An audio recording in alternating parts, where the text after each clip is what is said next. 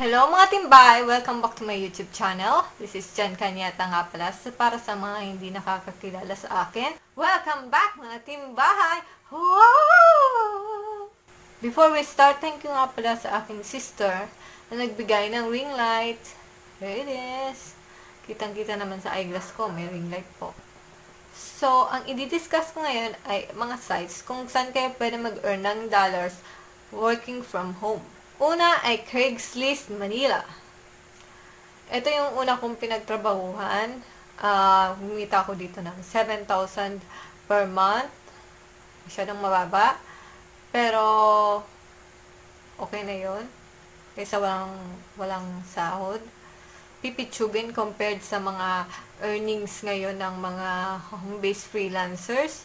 Pero okay na rin. Nag-apply ako sa Craigslist as a content coordinator. Nag-edit ako ng reviews ng salon at spa. At nag-edit ako ng pictures din. At nag-upload ng content sa WordPress. Masyado siyang draining, pero okay na rin as a starting point. Para makapunta kayo sa Craigslist Manila, or Craigslist Philippines, type nyo lang Craigslist Manila. Ayan. Tapos, itong unang-unang ito. Punta kayo sa jobs. Ayan. Lahat na yan ang listing nila na jobs nandyan. Try nyo mag-apply dun sa mga may nakalagay na anywhere, work from home, dyan po. Ayan po. Nagre-require sila ng cover letter dyan. At minsan resume. Ayan po. Paano mag-apply ganito po? Dito tayo sa may online, Digital Illustrator. Ayan, $400 per month. Pa-reply tayo. Ang tagal-tagal. Ayan, reply using Gmail, Yahoo Mail, Hotmail, or AOL Mail. Ito, Gmail. Halimbawa, Gmail ang gagamitin natin. Tapos, dito ka maglalagay ng cover letter at pwede nyong i-attach yung resume nyo at portfolio dito. Ayun.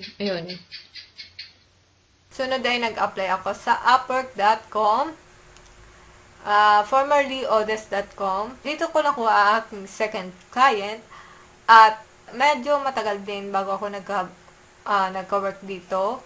Mga about 2 to 3 months ang inabot ng pag-apply ko. Inabot ako ng madaling araw sa pag-apply dati. Naging aswang na ako. Joke lang. So, dito, dapat panalo yung cover letter mo at saka ang iyong portfolio. Ano ang cover letter? Ang cover letter ay parang application letter para sa mga home-based jobs. Dapat maganda yung pagkagawa ng cover letter mo. Dapat attractive kasi unang sentence pa lang, pag na-turn off na yung client, hindi na siya magpuproceed sa pagbabasa. Tapos, yung portfolio. Yung portfolio ay yung iyong mga gawa na dati pa sa mga dati mong clients or mga pro bono work, yung mga free work, or yung ginawa mo para sa sarili mo. Ngayon, masyado nang kailangan ng connects para mag-apply sa Upwork. Dati walang connects sa pag-a-apply. Tapos, biglang nagkaroon ng bayad yung connects, kaya hindi na ako masyadong nakakapag-apply sa Upwork. Tapos, bibili ka ng connects. Ang mahirap sa Upwork ngayon ay pag-a-apply bilang worker. Lahat ng nandun ay pang online jobs lang po. At, hahanapin mo talaga yung legit na jobs.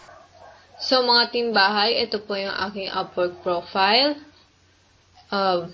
Ito po yung jobs na pwede nyong pag-applyan.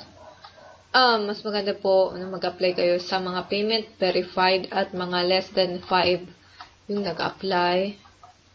Ang connects ko po na available ay 46 available connects. Binili ko po yan.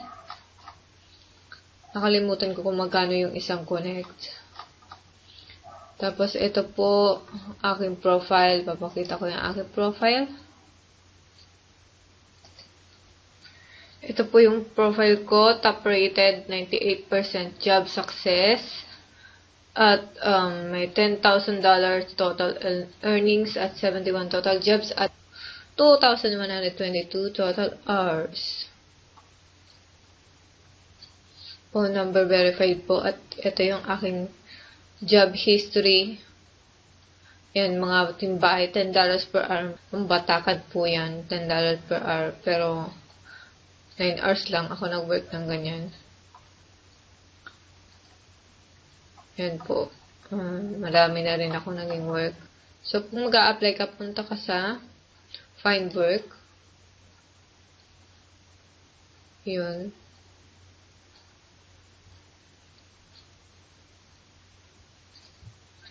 Pipiliin mo yung payment verified gaya nito on page SEO expert. Yan. Click mo lang. Saka, tingnan mo kung qualified ka. Ito yung preferred qualifications. Mas mabuti na yun. Saka, submit a proposal. Yan. Tapos, yun. Magbibid ka dito. Bawa $15 per hour. Ito na. Ito yung sinasabi kong cover letter. At ito yung mga additional questions na pinapasagutan ng clients.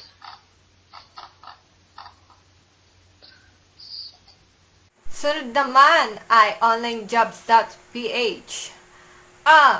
Dito naman ay ito yung pangatlong platform na pinag-applyan ko.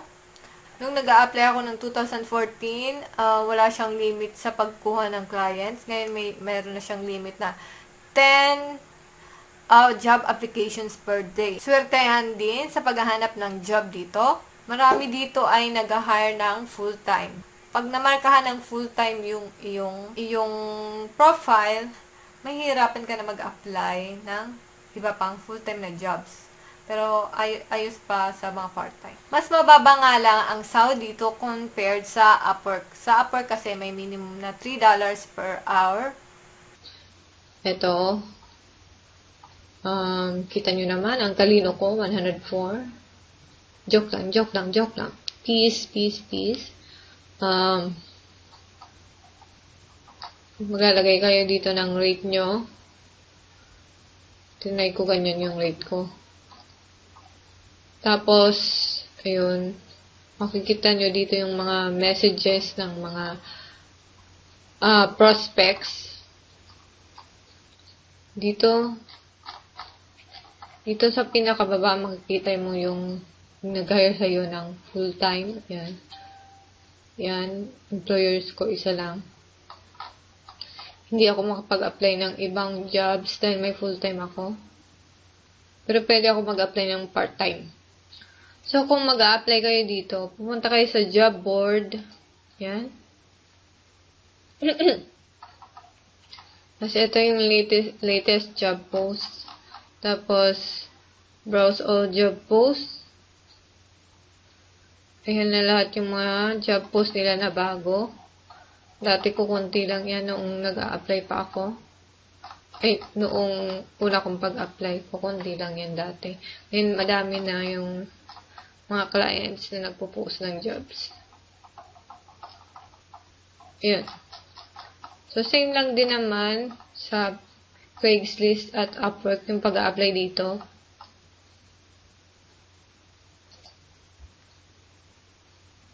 Ayan. Click mo yung apply for this job. Tapos subject, message, contact info, then send email. Tapos ito yung maximum na pwedeng mong isend na cover letter. Nasa 10 lang siya. Sunod ay outsourcely.com. Ito ay same lang sa onlinejobs.ph, I think.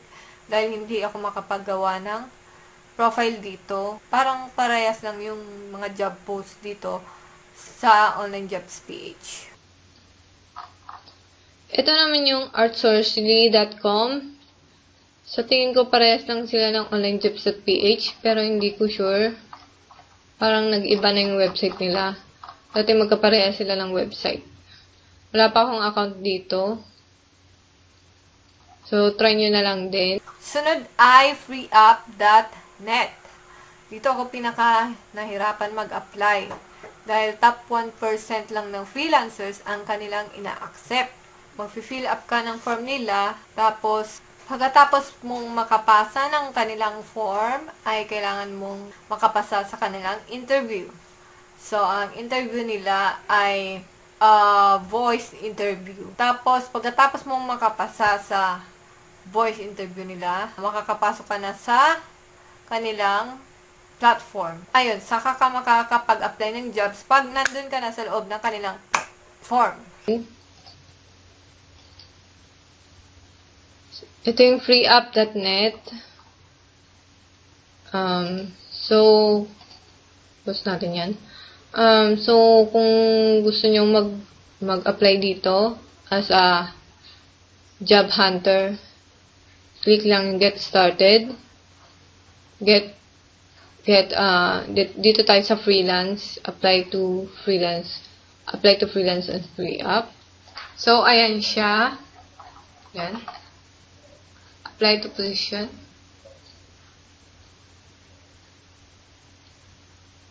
Pinahirapan ako dito. 3 beses ako nag-apply dito bago ako natanggap. Parang Upwork din, nagpapahirap na.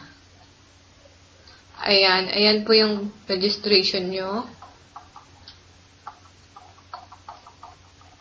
Ayan po, magre-register kayo dyan. Dati may quota sila ng Mbps ng internet. 3 Mbps dati. Hindi ko alam kung meron pa ngayon. Tapos, ayun. Yun.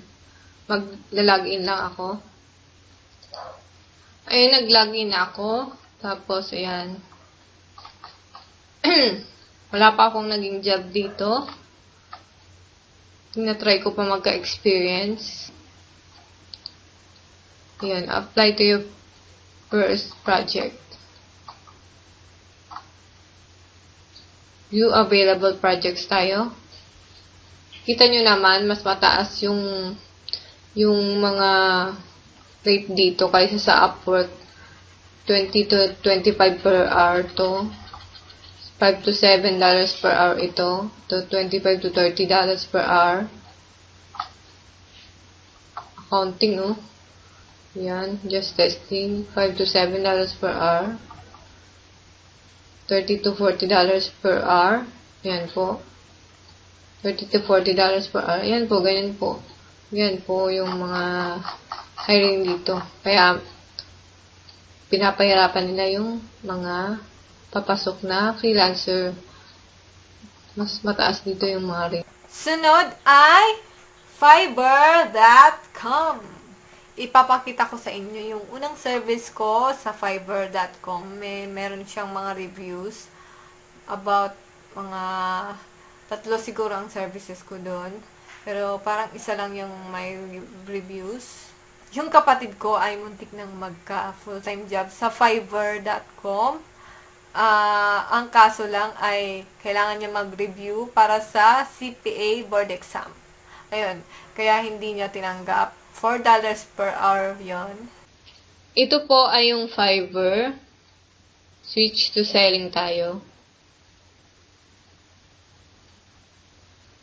Ito, level 1 pa lang ako. Hindi ko pa nakukontinue yan.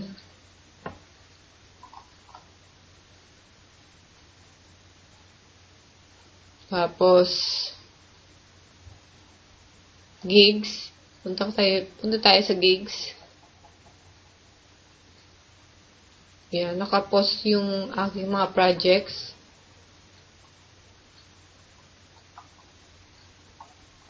Apat sila.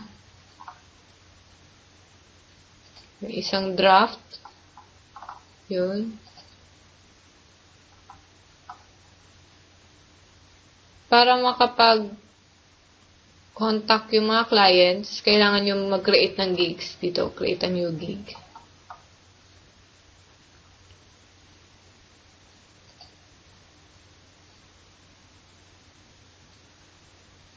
Ito yung reviews ko, 5. Dito, NA.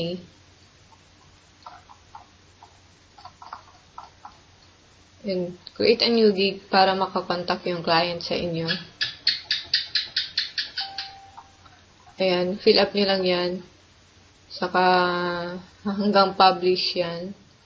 Tapos, yun.